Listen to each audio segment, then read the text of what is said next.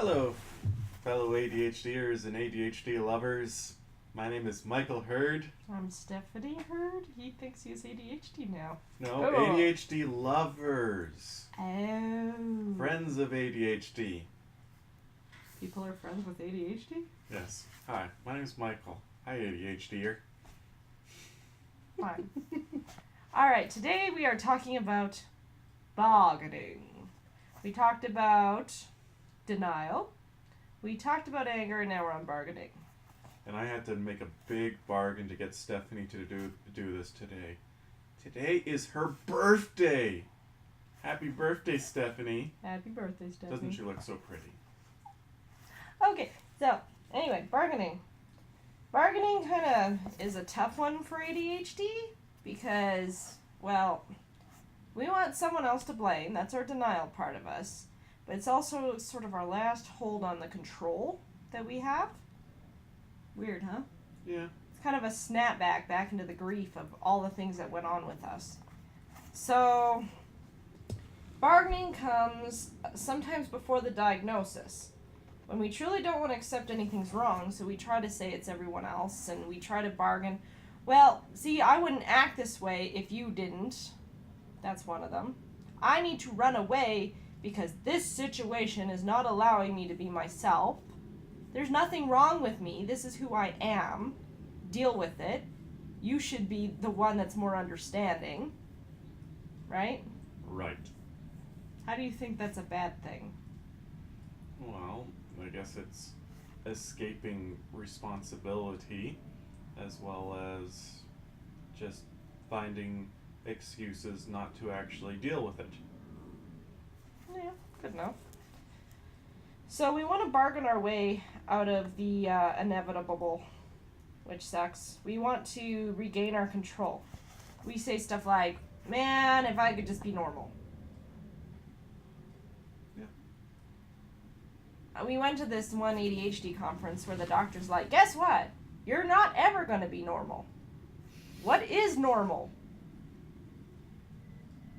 That's what he said. What is normal? I agree with him. What is normal, really? He actually said you're better than normal. I was like, cool. I like that. Do you like that? Yeah. Why be normal? Yeah, screw it. Anyway, the other one is, if I could just change this person, my ADHD wouldn't be as bad, or wouldn't affect people, or my way of thinking. They should all walk around to serve my purpose. How is that unhealthy? It makes you very egotistical and that the world must orbit around you. And if it doesn't, what is my first response, honey? Tantrums! Anger! Anger. Well, actually, it really is, I'm going to run away. Oh yeah, that too. Screw you, I'm out of here. I'm Yeah. working on it, though. Yep, working on it. No, cowering. That's why we have to have the couch against the wall. She can't cower behind it. I haven't done that in a long time. But yeah, the first reaction is to hide. It's to run and hide. It's to go somewhere else. It's to not deal. I can't handle this. Run away! Run away. Exactly it. Now, there's a difference between going for a walk, going for a bike ride for, relaxation purposes, maybe going away for a couple of hours or whatever, but I'm talking about me saying, I'm going to move out and I hate you and I'd rather, for kids, I'd rather be in a foster home, or I'd rather be living on my own, like my niece always says. I'd rather be living on my own.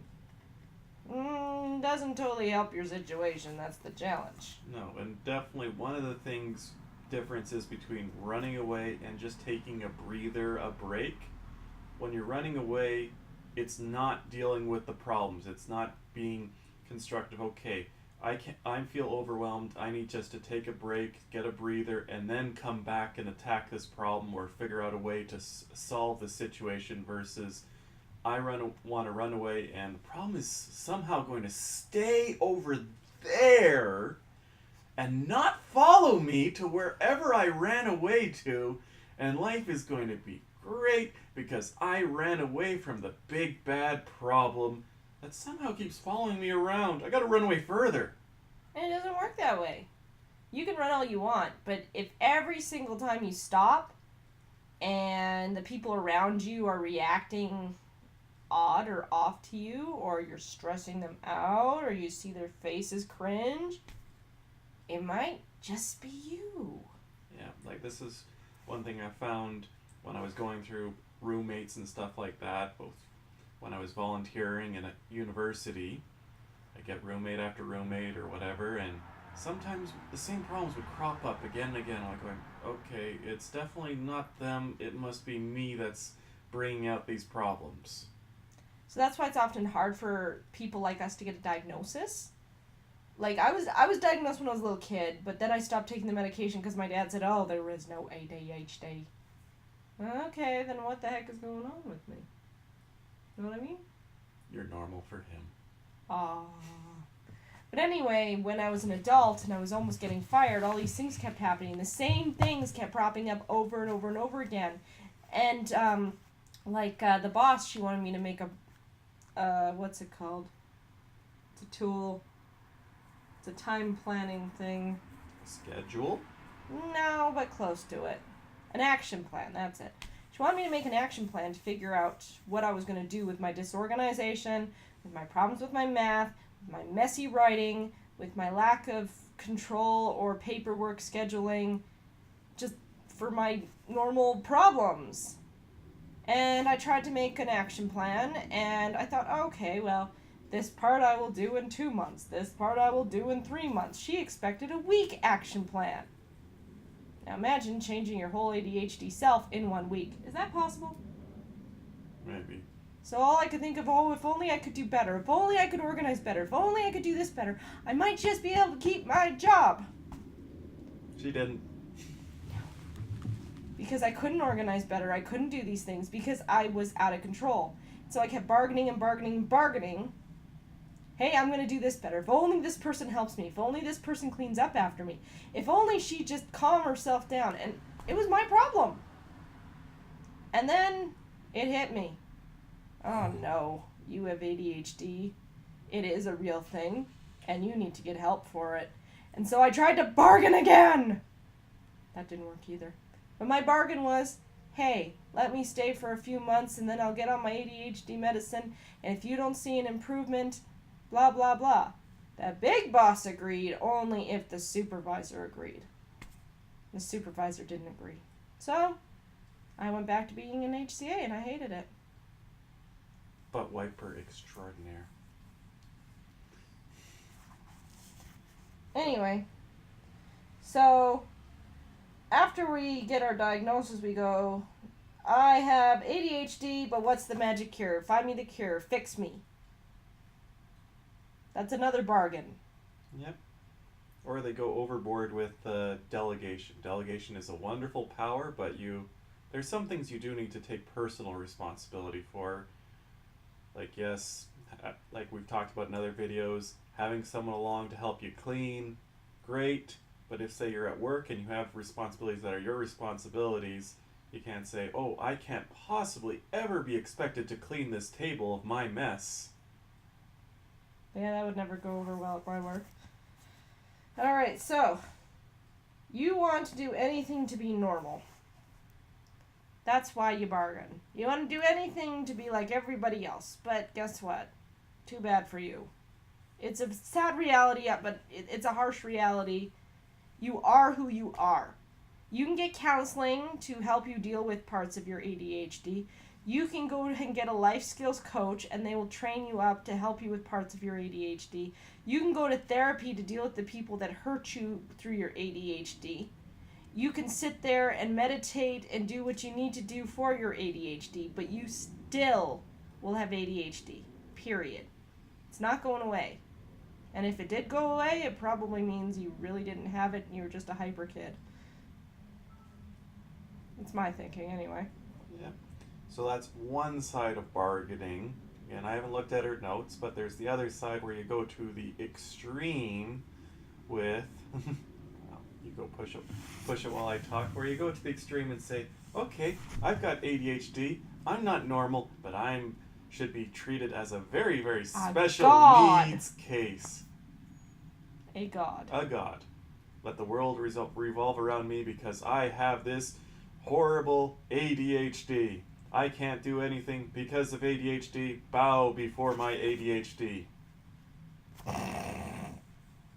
That's funny. It's true. But, the other, you're like, well, my work should revolve around my ADHD. I should have someone that can come in and clean for me because I have ADHD.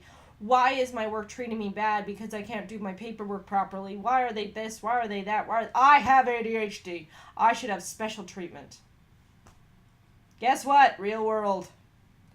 That may work in, school and stuff, but not in the job. You notice that? Like there can be some arrangements made. Definitely there's bargaining and negotiation that can take place, but it shouldn't completely change the scope of whatever job you're doing. And frankly, if you need to do that, maybe that job isn't for you. Or maybe you just need a nice secretary that does a lot of note-taking for you and reminds you of things. But either way, bargaining can be a healthy thing, but eventually we gotta move on. So anyway, that's all I got in my notes today. This one's a short one because, hey, it's my birthday and I want to go have fun. Yeah, and we'll just end with, I can't remember the exact quote, but that prayer, Dear God, please help me know the things that I can change, accept the things I can't change, and have the wisdom to know the difference. Or the other funny one. Oh, dear Lord, I've been such a good girl today. I haven't hurt anybody, I haven't sworn, I haven't made a mess. But Lord, I'm about to get out of bed. After that, I'm really going to need your help. Anyway, that's the end. I'm Stephanie. I'm Michael Hurd. We're with ADHD Expression, ooshiny.com. Wish Stephanie a happy birthday and any other bargaining tips and stories you'd care to share as we go through the stages of grief in the ADHD diagnosis. Tune in next time.